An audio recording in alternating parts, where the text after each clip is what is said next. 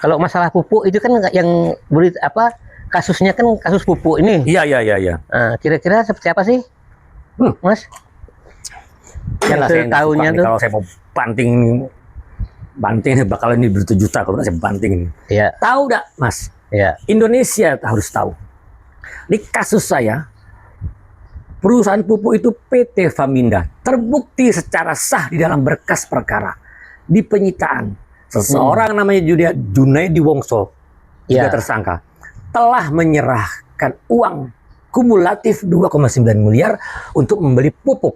Buktinya ada. Buktinya ada di dalam berkas perkara. Ya, itu. PO-nya juga diterima. Itu di Jawa Timur namanya PT Faminda. Jawa Timur itu kan luas. Itu di daerah. Saya kurang tahu Sidoarjo itu gimana, saya nggak tahu lah. Omongan kayak gitu. Nah, dia sudah menerima uang 2,9 miliar dari perolehan uang negara, uang UKA itu. Oke, dia menerima spesifikasi, dia menerima semuanya, udah. Kemudian dia secara faktual nyata telah menyalurkan pupuk ke petani, disebarkan ke petani.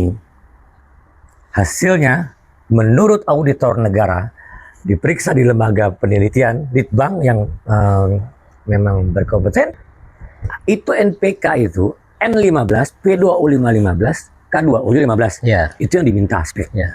Yang diserahkan itu 0, N-nya tuh 0, K2O-nya 0, bayangkan.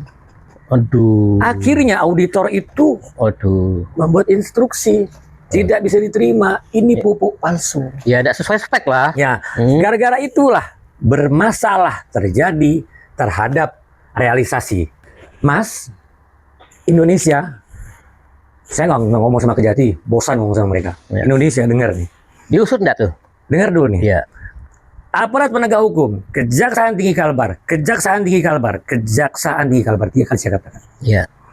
Tidak pernah ada dalam berkas perkara itu 1 lembar berita acara pemeriksaan pun yang ditandatangani oleh penyedia pupuk, pabrik pupuk itu. Di depan mata saya bersumpah apapun bahwa pabrik pupuk tidak pernah dihadirkan di persidangan. Yang dibutakan hukum itu adalah Kejaksaan Tinggi Kalbar sama PN Pontianak. Dia ngerti hukum kok. Iya, betul.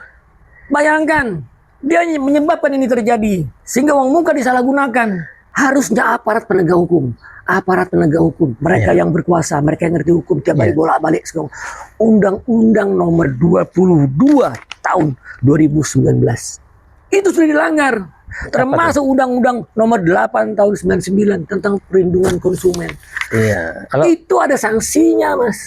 Dia pakai uang pribadi pun dia memproduksi pupuk palsu itu, dia tetap pidana. Kenapa itu tidak pernah dipidana? Coba bayangkan, aman itu. Sebenarnya sih dalam proses hukum kalau misalnya jaksa tidak menghadirkan, hakim kan boleh.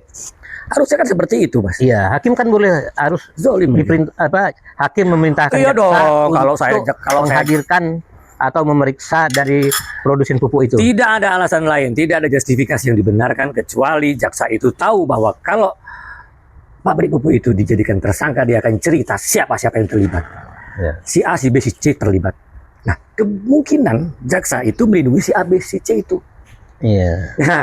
Mohon maaf, ini Tuhan yang tahu. Itu si pabrik itu gratis kah? Dia tidak jadi tersangka. Orang yang terima duit itu 99,9% yang diperas sama oknum-oknum di dinas itu. Gratis kah mereka semua? Mereka mana-mana saja. Allahu alam lah kita. Nah itu, kecuali yang pasti dia salah sebagai aparat penegak hukum itu tidak menghadirkan pabrik pupuk di persidangan atau di berkas tidak pernah. Itu sudah merupakan keganjilan, kejahatan yang tidak pernah mereka mengakui kesalahan itu. Jelas itu. Orang lain ditumbalkan. Coba kalau saya banding-banding 1000 kali saya tidak ada uang korupsi. Saya tuntut nanti dia peran saya apa? Dipaksakan tersangka. Itulah mereka. Jadi istilahnya seolah-olah Mas Adi ini jadi tumbal lah. Jadi tumbal. Itu menurut saya, menurut mereka sah. Itulah kita makanya. ini warga negara disuruh patuh sama peraturan. Nah begitu dia ketok palu, kamu bersalah, selesai.